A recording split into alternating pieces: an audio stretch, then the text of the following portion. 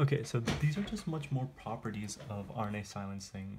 Again, this is much more of a master's level, so if you're here for the MCAT, this video will not really be much helpful. So, as in the previous video, we said that you have these things called dsRNAs, which eventually go on to make siRNAs, which then interact with the RISC complex, which then leads to genetic silencing.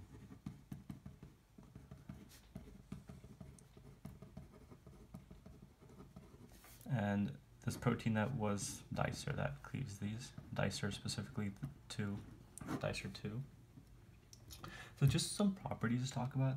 So the first property is, suppose you're doing this on a human being. If you have a certain gene that you want to silence because this gene is known to, the protein that comes from this gene is known to cause cancer or something. So if we're trying to do this in human beings, one of the problems researchers found out that was the double-stranded RNA injection. So the very first step, if you just inject that into a human being or something, this actually leads to an immune response. Although immune responses are good, but in this case, they're bad. This actually leads the body to make interferons, which are just antiviral particles the body releases to fight viral proliferation. So the body releases interferons, and you have this can promote apoptosis or cellular death. So this is not the best route that researchers want to go if they want to silence something.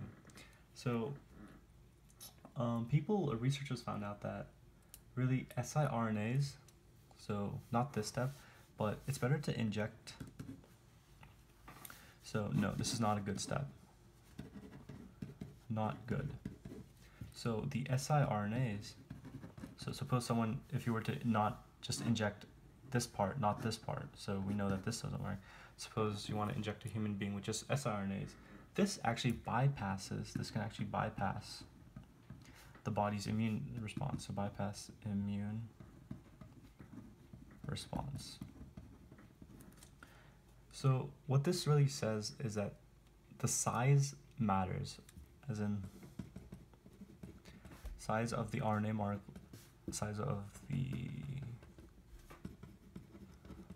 molecule matters. Because in this case, if you have a long double-stranded RNA, then you'll have an immune response. But if you have short, small interfering RNA molecules that eventually lead to genetic silencing, then this would be the right step to do. And another thing that I want to note is that, as we said, when you have this RISC protein that's interacted with the siRNA, that will eventually lead to mRNA silencing. So suppose you're designing a specific siRNA, and suppose this is the mRNA that eventually codes for color, right? This is just an example. Suppose this codes for color of your eyes or something. So this mRNA codes for protein that is responsible for the color of your eyes. So what researchers found out is that it does matter at what site it would complementary bind to. So suppose we'll call this region A of the mRNA, we'll call this region B, we'll call this region C, we'll call this region D.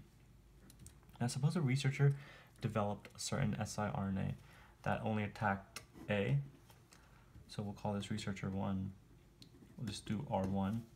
Suppose another researcher developed an siRNA that only targeted region B, so just continue with this and continue with this. So different researchers developed different siRNAs that complementary bind to different regions of mRNA.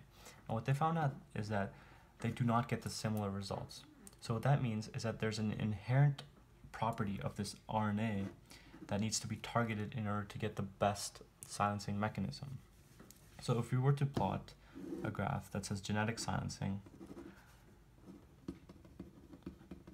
this is just a random experiment, just so you guys understand the idea of what I'm trying to get across. Suppose you have genetic silencing, and we'll say this is researcher 1, researcher 2, researcher 3, and researcher 4, and they both targeted different regions, only one of them will be high in silencing mechanism, whereas this one wouldn't really be, that much silencing. So from this, you can say that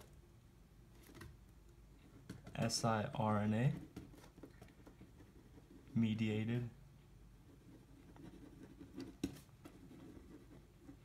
gene silencing is site dependent. And that's a really important thing to note. So just to review everything, you have a specific siRNA that's targeting different regions, and there's only a specific region that is best for cleaving, or best for making this mRNA cleaved that produces no protein, so it's really site dependent.